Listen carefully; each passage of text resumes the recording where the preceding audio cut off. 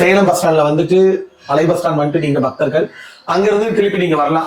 பழைய பஸ் ஸ்டாண்ட்ல இருந்து 105 பஸ் ஏறி அதே மாதிரி இப்ப வந்து பஸ் விட்டுருக்காங்க நம்ம கோயிலுக்குன்னு சொல்லிட்டு மினி பஸ் விட்டுருக்காங்க.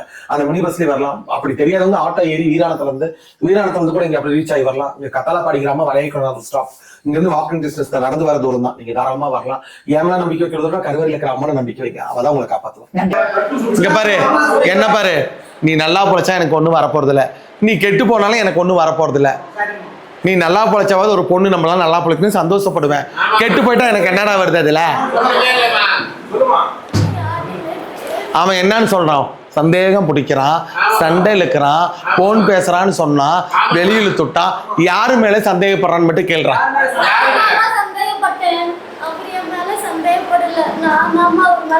என்னன்னு சந்தேகப்பட்ட? இப்பதான் உண்மை வெளியே வருது. எந்த பிள்ளைங்க கிட்ட?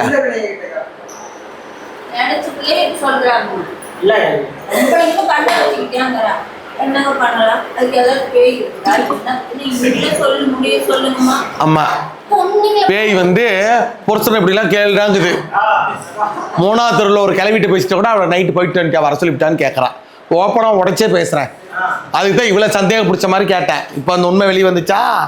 ஒரு ஆளப்படுறா. நாமளே கல்யாணம் பண்ணோம், போயிடுச்சு. 2வது கல்யாணம் பண்ணோம். இதையாவது நல்ல முறையை வச்சு வாழணும்னு தொட்ட 90க்குலாம் சந்தேகம். ஒரு பைத்தியக்காரி மாதிரி பண்றா. வீட்டுல சோறு திங்கிறதில்ல, ஆக்குறதில்ல, எதுவுமே பண்றதில்ல.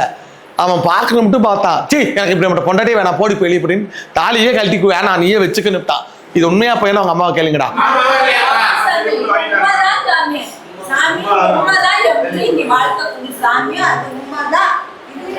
ஆனா அவன் ஒண்ணுக்கு போனா கூட எங்க இருக்கிற, என்ன பண்ற?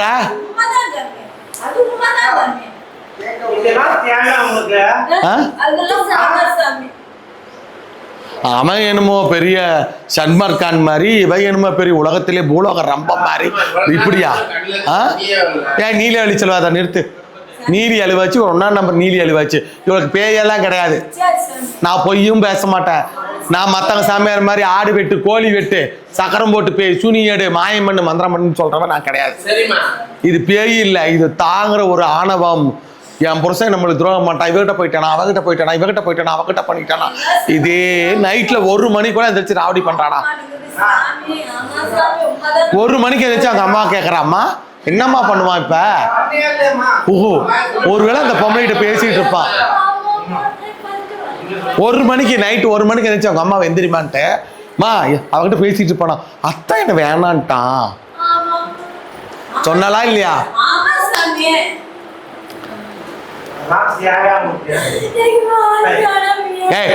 அழுவாத, வாய் மூடு.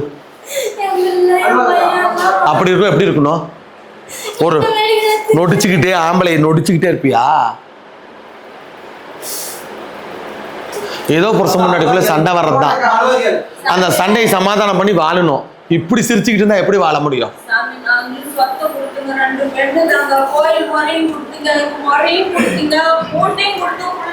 பையன் மேல ஒரு துளி தப்பு இப்படி இல்ல. பையன் தங்கமான பையன். இவளை துரத்தி விட்டுட்டான், பிள்ளைங்களை நான் பாத்துக்கிறேன்னு. இவதான் ஆட்டம் ஆடுறா.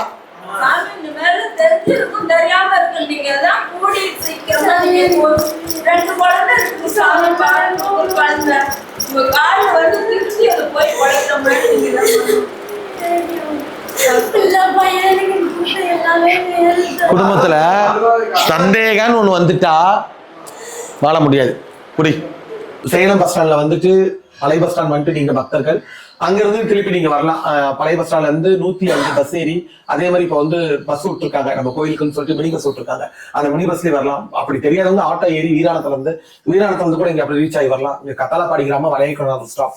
இங்க இருந்து வாக்கிங் டிஸ்டன்ஸ் தான், நடந்து வர தூரம் தான். நீங்க தாராளமா வரலாம். ஏமலாம் நம்பிக்கை வைக்கிறதோட கருவறையில் இருக்கிற அம்மனை நம்பிக்கை வைக்க, அவதான் உங்களை காப்பாத்துவோம்.